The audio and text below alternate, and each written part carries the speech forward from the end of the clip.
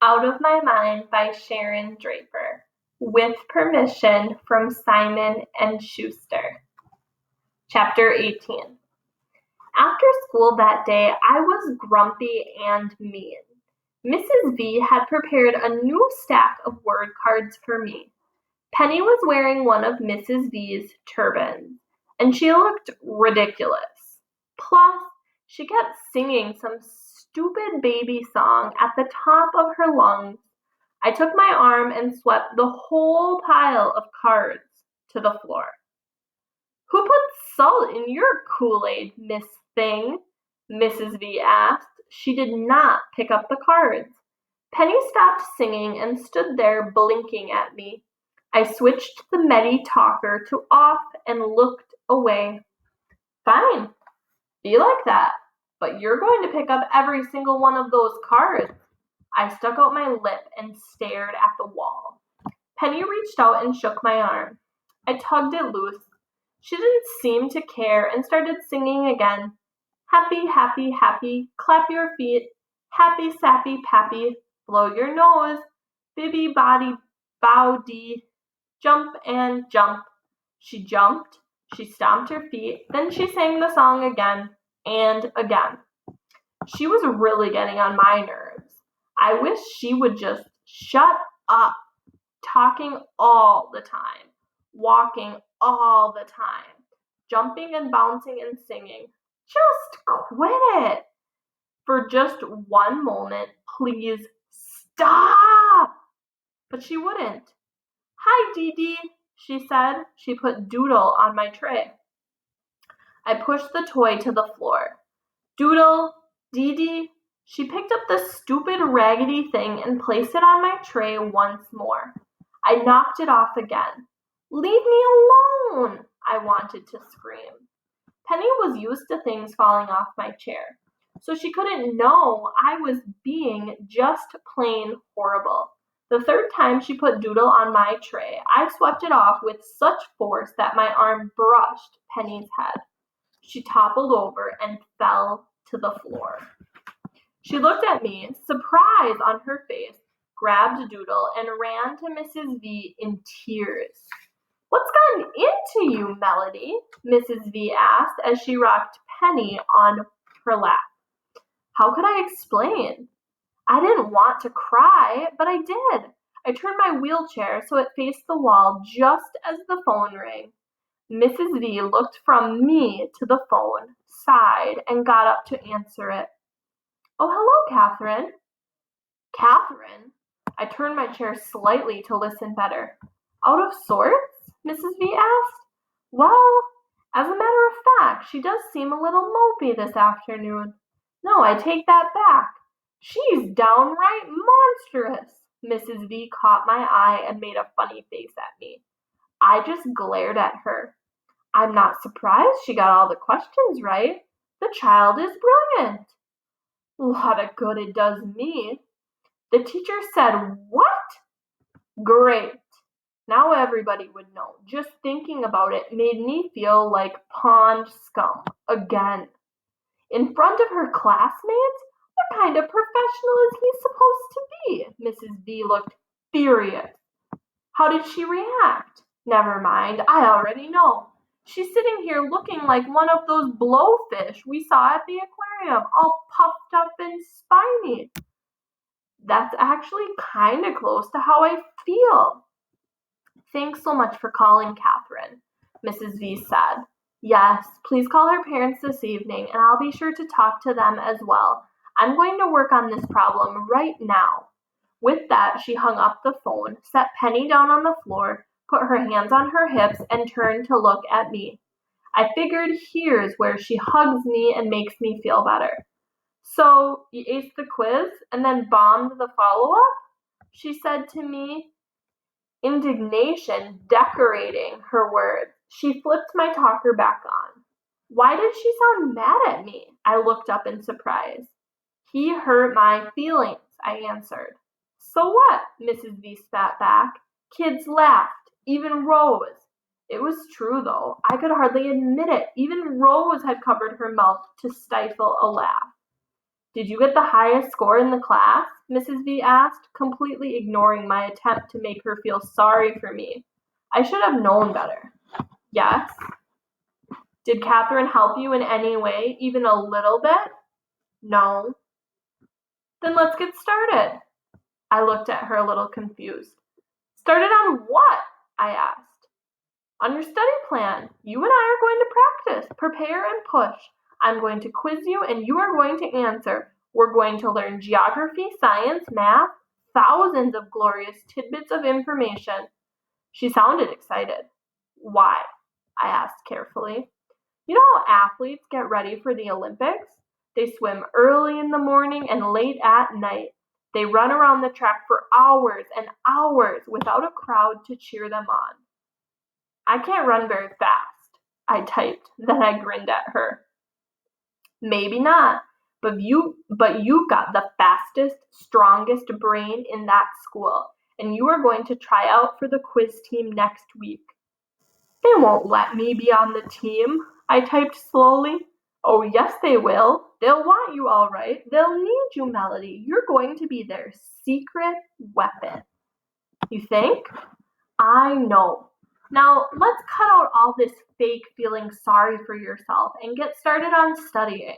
We have 1 week. I'm the coach and you're my athlete. Get ready to sweat. Sweat stinks, I told her with a laugh. So let's get stinky. But first, you are going to pick up every single one of those cards. I knew not to argue. She took me out of my chair, set me on the floor, and left the room while I pulled the cards that I'd knocked down into a messy pile on the floor. Penny helped. Then Mrs. V put me back in my chair, and we got to work. She was going to be a tough coach. How is the test set up? She asked me. A, B, C, D, I tapped. Multiple choice? Wonderful. Piece of cake for you. I wasn't sure about that, but I didn't disagree with her. She went to her computer and found a web page that listed every U.S. state and capital. Did those in school, I told her. Great, so we'll do them again. I fake groaned. Mrs. V then looked up the capitals of all the major countries in the world. Gee, there sure are a lot of countries. But once she read them out loud to me, I had the info stuck in my head. What's the capital of Hungary? She demanded. I knew the answer was Budapest before she even gave me the 4 choices. A, Accra, B, Berlin, C, New Delhi, D, Budapest. I pushed D, of course. Mrs. V didn't stop to cheer. She kept going.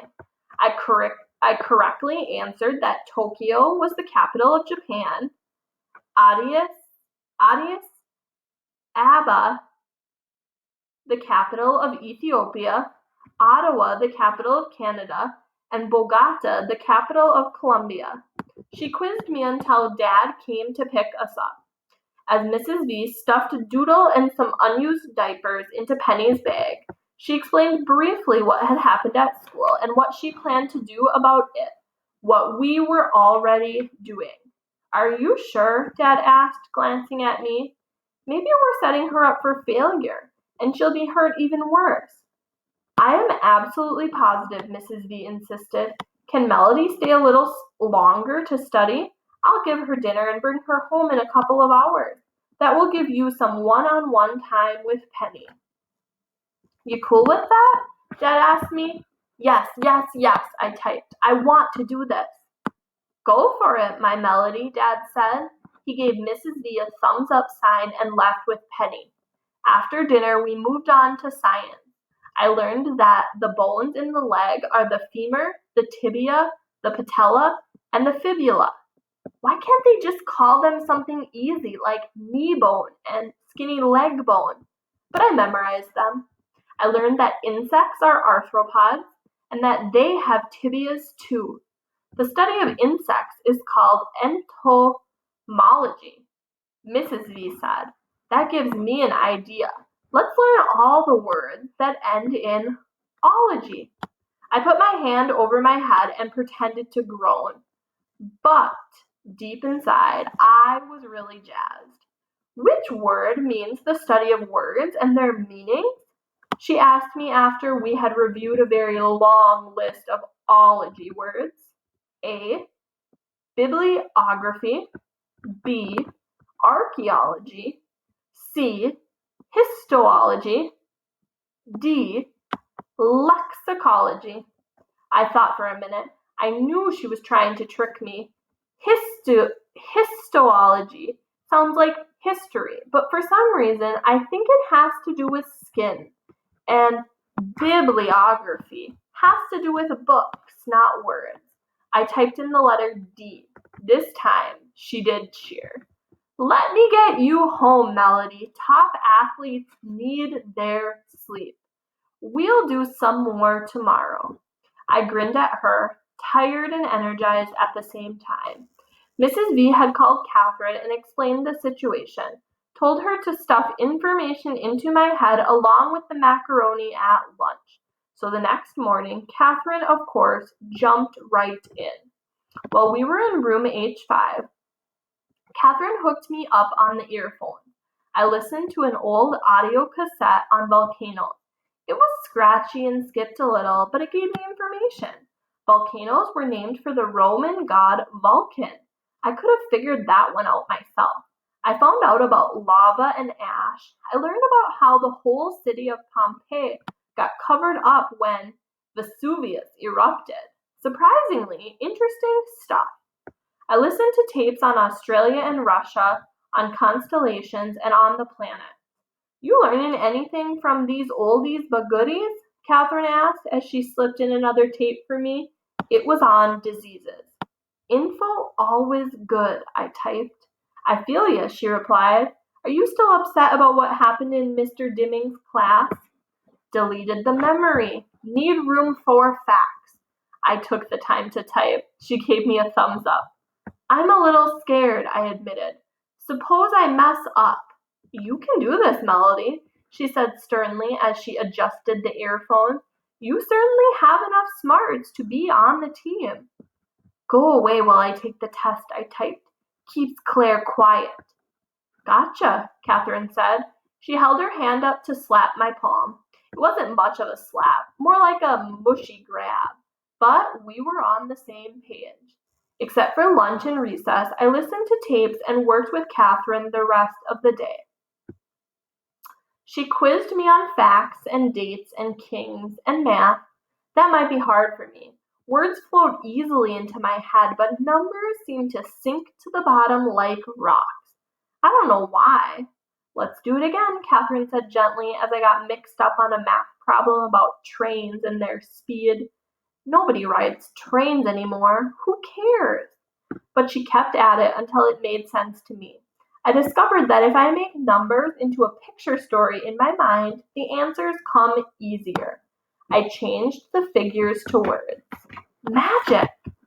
Instead of going out for inclusion classes, I shook my head and told Catherine I didn't want to go. I wanted to stay and study instead.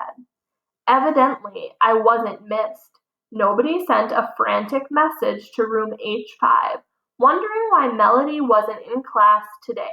Nobody peeked their head in the door to see if I was absent or sick or maybe having a convulsion in the middle of the floor.